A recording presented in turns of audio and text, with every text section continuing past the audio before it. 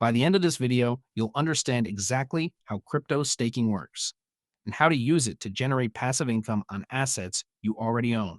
And here's the thing. The third thing I'm going to show you is so simple that most people scroll right past it. So grab some water, sit back, and let's break this down.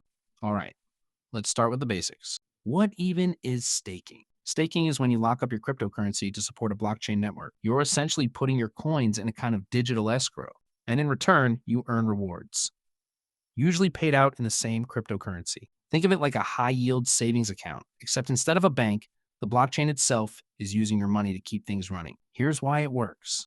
Many blockchains use something called proof of stake. Instead of miners solving complex math problems like in proof of work systems, proof of stake networks rely on validators, people like you, to confirm transactions and keep the network secure.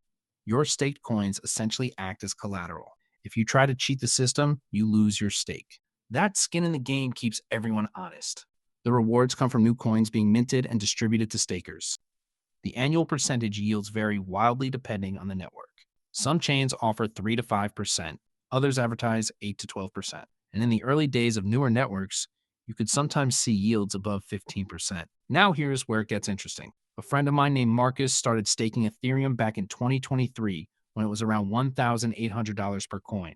He put in about $5,000 worth. After a year, his stake balance had grown by roughly $800 without him doing a single thing. That $400 gas fee he paid to get set up, it paid for itself in about 4 months. So that's point one. Staking is basically earning interest on crypto you were going to hold anyway. And if you're already holding, you're leaving money on the table by not staking it. But wait, there's something you need to know before you go all in. Not all staking is the same, and the difference matters more than most people realize. The first thing to understand is the distinction between locked staking and liquid staking. With locked staking, your coins are frozen for a period. Sometimes 30 days, sometimes 6 months, sometimes longer. You can't touch them. If the price crashes, you're stuck watching your portfolio shrink while earning rewards that might not offset the loss. Liquid staking solves this problem. Platforms like Lido Finance let you stake your Ether and receive a token representing your stake, something like STETH. That token stays liquid. You can use it in decentralized finance applications, trade it, or do whatever you want with it. Meanwhile, you keep earning your staking rewards. It's the best of both worlds. Now, here's the second thing. Yields can be misleading. That 8% APY you see advertised, it's not as simple as your bank statement.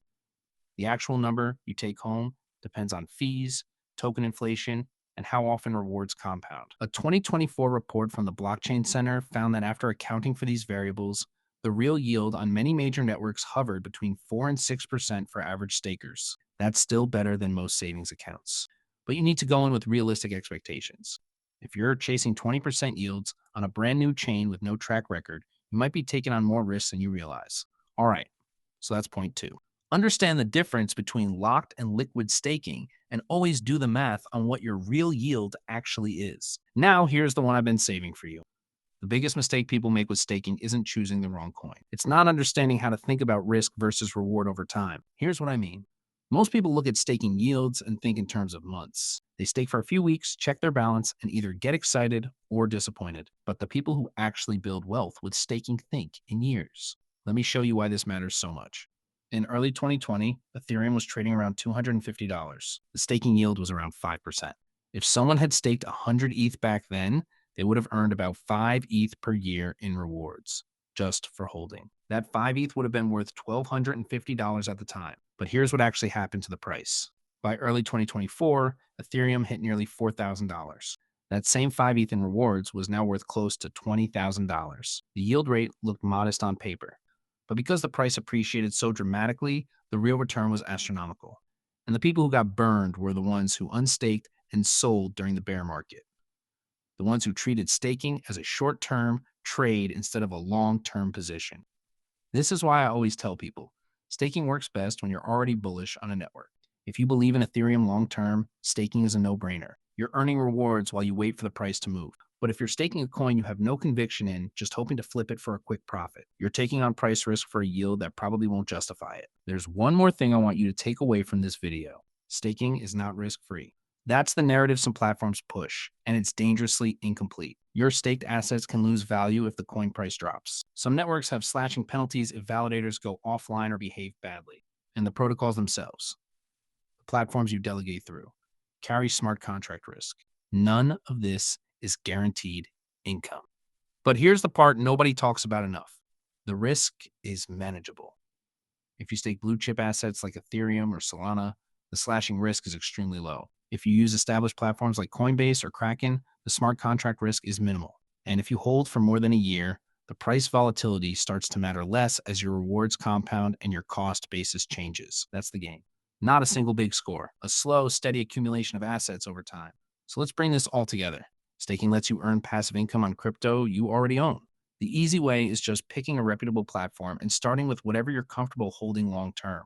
The better way is understanding the difference between locked and liquid staking and always calculating your real yield. And the best way? Thinking in years, not months. Stacking rewards while the price does what you expect it to do anyway. If this video helped you understand staking a little better, share it with someone who's been confused about it. And hit subscribe if you want videos like this every week. I've got a lot more to share. I'll see you in the next one.